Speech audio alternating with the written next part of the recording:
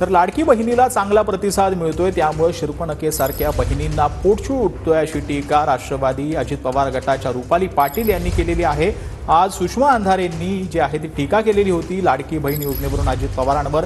त्यानंतर आता रुपाली पाटील यांनी सुषमा अंधारेंवरती नाव न घेता ही टीका केली।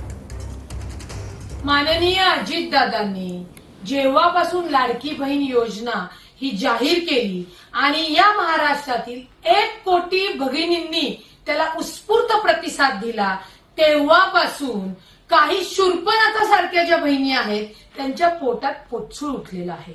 आणि मग ते कुठेतरी वक्तव्य करतायत की सख्या बहिणीला न्याय दिला नाही आणि त्यांनी आणली लाडकी योजना बहीण।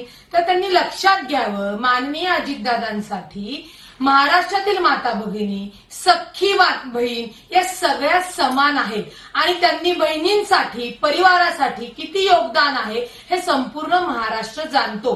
परंतु विरोधकांच्या